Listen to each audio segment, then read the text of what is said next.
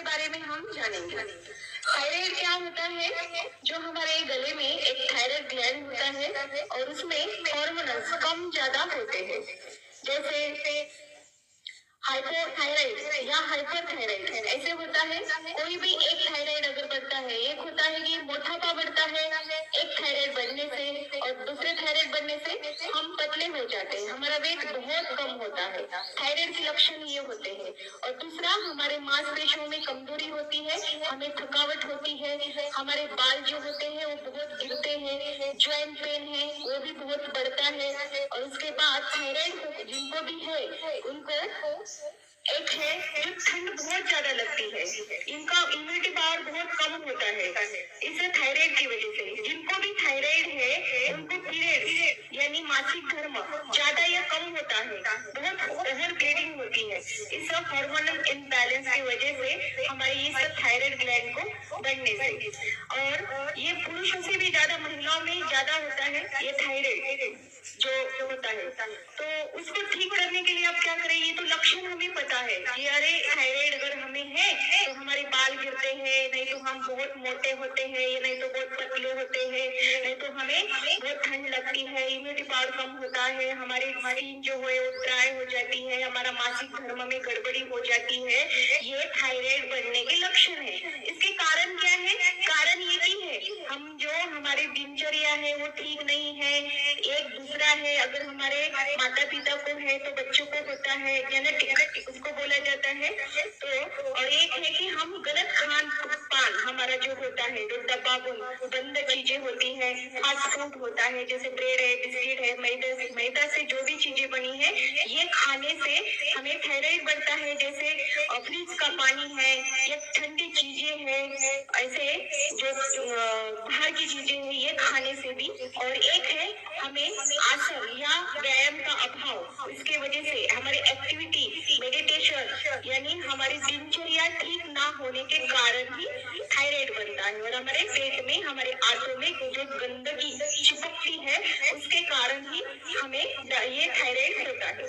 तो अब और एक है स्ट्रेस की वजह से भी हमें थायराइड होता है। तो हमें इसको ठीक करने के लिए क्या करना होगा? फिर जैसे अभी जो दिखाया गया सर्वांगासन है, मत्स्यासन है, और उष्ट्रासन है, सिंहासन है, उज्जयी प्राणायाम है, ये सब हम प्राणायाम करेंगे। सूर्य नमस्कार है, अगर ये करेंगे तो हमारा थायराइड ठीक होगा। और उसमें ट्रीटमेंट क्या होती है? जैसे अब पेट में गंदगी है उसे बाहर निकालने के लिए एनिमा दिया जाता है और शरीर को शुद्ध किया जाता है। और यहाँ थायराइड ग्लैंड पे एक आयुर्वेदिक पैक तैयार करके यहाँ पे गले में बांधा जाता है, ये एक होता है। और दूसरा है स्नेहांशुवेदन, सबसे बेस्ट है, ये भी किया जाता है। और हमारे इस पिट्यूटरी ग्लैंड पे एक शिरोधारा की जाती है, उससे भी हमारे हार्मोन्स अच्छे से बनने में फायदा होता है, ये भी इसमें लाभ होता है।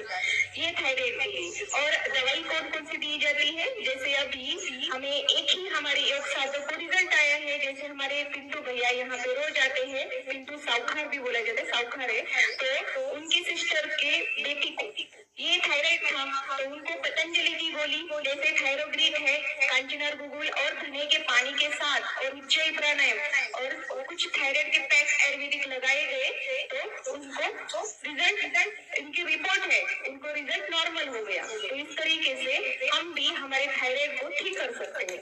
कपालभाति प्राणायाम करते करते हमें ये रोगों के बारे में भी पता होना चाहिए। हम थायराइड होने के बाद क्या करते हैं? डॉक्टर के पास जाते हैं। कितना भी बड़ा हॉस्पिटल हो, किसी भी हॉस्पिटल में कोई डॉक्टर नहीं है जो आपका थायराइड ठीक कर सके। आपके भीतर ही वो एनर्जी है, शक्ति है। आप आसन करके इस थायराइड ग्लैंड को एक्टिव बना के, उसे सक्रिय बना के आप इसको नॉर्मल कर सकते हैं। समत्वम योग उचित, यही तो बताता है। थायराइड ग्लैंड तो सब में है, लेकिन कम और ज्यादा होना रोग है, तो इसको सम करना ही योग है।